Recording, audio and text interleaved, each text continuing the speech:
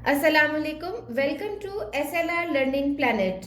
हम अपने बच्चों को मुख्तलिफ ज़ुबानें सीखने की जानिब राग़िब करते हैं। इसके लिए इन्हें किसी अच्छे तालीमी इदारे में भेजते हैं। इसके अलावा वालिदैन अपने बच्चों को मुख्तलिफ टेक्नोलॉजी से भी आरास्ता करते हैं, लेकिन कंप्यूटर लैंग्वेज सीखने के लिए इनकी रहनुमाई और हौसला अफजाई नहीं की जाती। छोटी उम्र में जिस तरह कोई भी ज़ुबान सीखना आसान होता है, इसी तरह कंप्यूटर लैंग्वेज भी इनके लिए मुश्किल नहीं होती, क्योंकि बच्चों का सोचने का अंदाज इन्हें सीखने और समझने में ज़बरदस्त मदद फराहम करता है।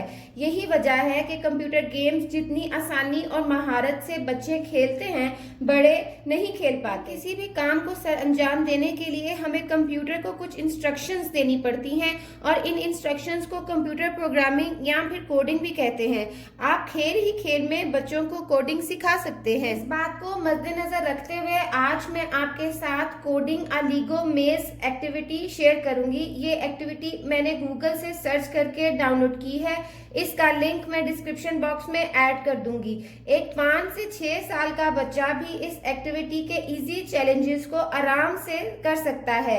इस एक्टिविटी में प्रोग्रामिंग के बेसिक प्रिंसिपल्स को कवर किया गया है, जैसा कि सीक्वेंसिंग, लूप, इफ स्टेटमेंट वगैरह। इस लीगो मेज एक्टिविटी के 4 लेवल्स हैं। लेवल 1 में बच्चा अपने सामने मौजूद मेज से अपनी लीगो फिगर को निकालने की कोशिश करेगा, और बच्चा लीगो फिगर के हिसाब से सोचेगा कि लीगो फिगर को कैसे मूव करे कि वो मेज से बाहर निकल जाए।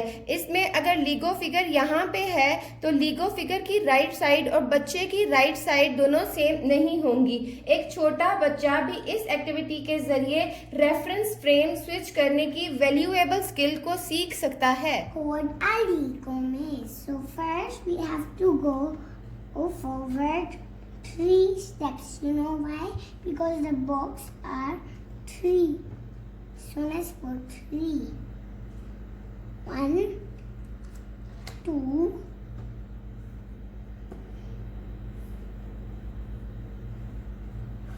3. Next we have to go 3 times forward. 1, 2, 3. Now let's think if it needs to go left or right. It needs to go right. Now 5 times forward, because the box are here 5.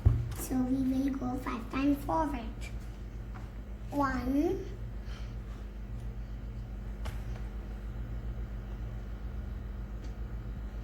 2, 3, 4, 5.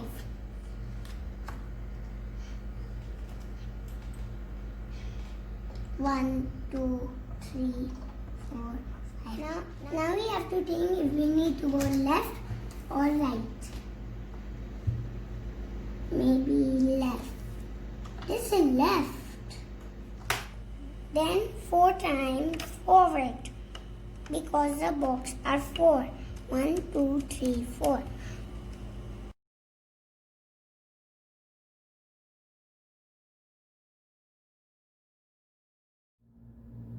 जब बच्चे LIGO figure को left, right और forward move करने में comfortable हो जाएं और LIGO figure का रेफरेंस फ्रेम समझने लग पड़े, तो इन्हें बताया जाए कि मूव फॉरवर्ड की कमांड 3 दफ़ा या फिर 5 दफ़ा लिखने से बेहतर है कि हम उसे एक लूप में लिखें। फिर चाहे हम उसे 50 टाइम्स मूव करें, हमें मूव फॉरवर्ड की कमांड एक ही बार लिखनी पड़ेगी। हमें सिर्फ फॉर लूप को बताना है कि 5 टाइम्स चलना है या 50 टाइम्स चलना है। अब इस सिनेरियो में हमारी लीगो फिगर ने 3 टाइम्स फॉरवर्ड मूव करना है, तो उसके लिए हम ये फॉर लूप इस्तेमाल करेंगे शॉर्टेस्ट पॉसिबल कोड लिखने के लिए इस पूरे सिनेरियो का।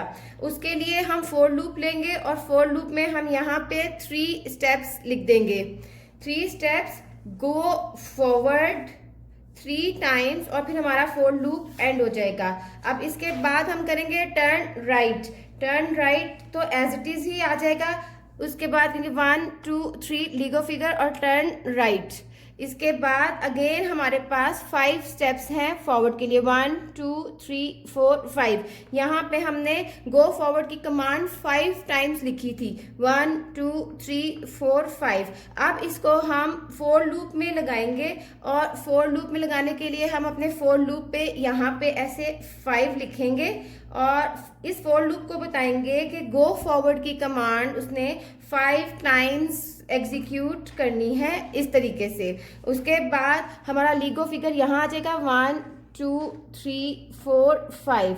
अब यहाँ आके हमें दोबारा से सोचना है कि लीगो फिगर ने राइट पे मूव करना है या लेफ्ट पे मूव करना है। इसमें बच्चा फिर अपना रेफरेंस फ्रेम इस्तेमाल करेगा कि उसका राइट जो है वो लीगो फिगर के राइट नहीं होगा तो लेफ्ट होगा, बल्कि तो वो ऐसे लीगो फिगर यहाँ पे मूव कर जाएगी और फिर हम ये टर्न लेफ्ट का कोड यहाँ पे ले लेंगे।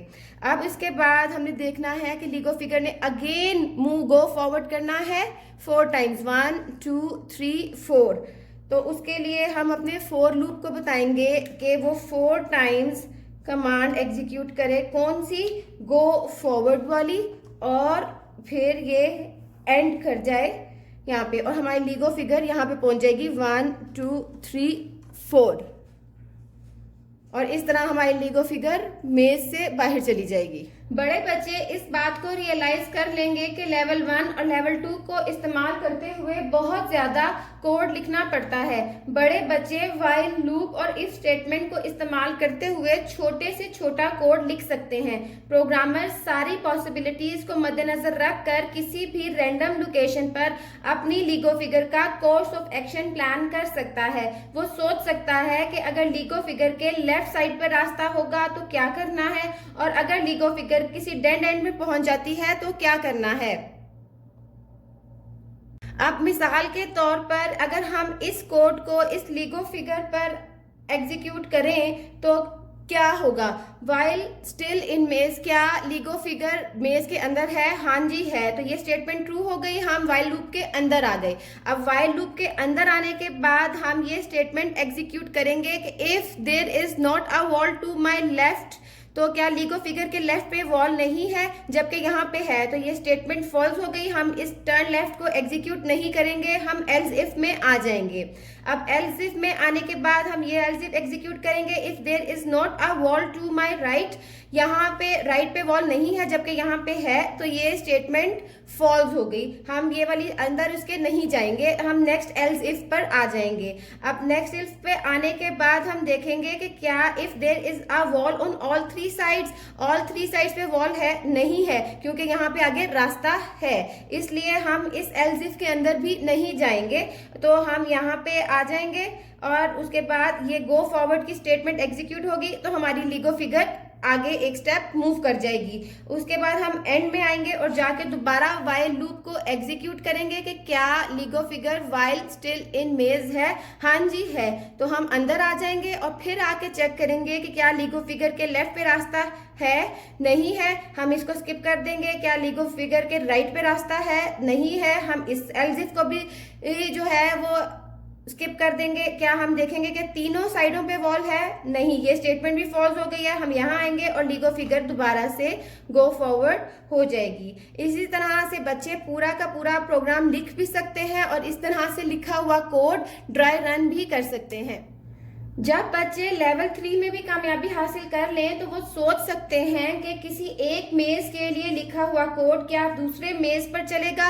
इस एक्टिविटी में आपके पास 5 डिफरेंट मेजेस अवेलेबल हैं। आप पहले बच्चे को एक मेज को कोड करने के लिए कहें और फिर उसको कहें कि वो दूसरे मेज के लिए कोड करे, और ऐसे ही फिर बाद में जेनेरिक कोड भी बच्चा लिख सकता है कि वो एक कोड ऐसा लिखे जो तमाम के तमाम 5 मेजेस के लिए एग्जीक्यूट हो।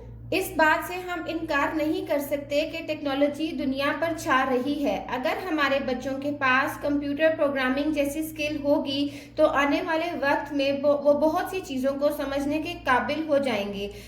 मैं इस बात का इंतज़ार नहीं कर सकती कि मेरा बेटा कॉलेज या यूनिवर्सिटी में जाए तो ही वो प्रोग्रामिंग सीखे। मैं इस बात पर यकीन रखती हूँ कि मेरा 4.5 साल का बेटा भी कोडिंग के प्रिंसिपल को आसानी के साथ समझ सकता है। आज के लिए बस इतना ही। अगर आपको आज की वीडियो अच्छी लगे तो वीडियो को लाइक करना और चैनल को सब्सक्राइब करना मत भूलिए। Thank you so much.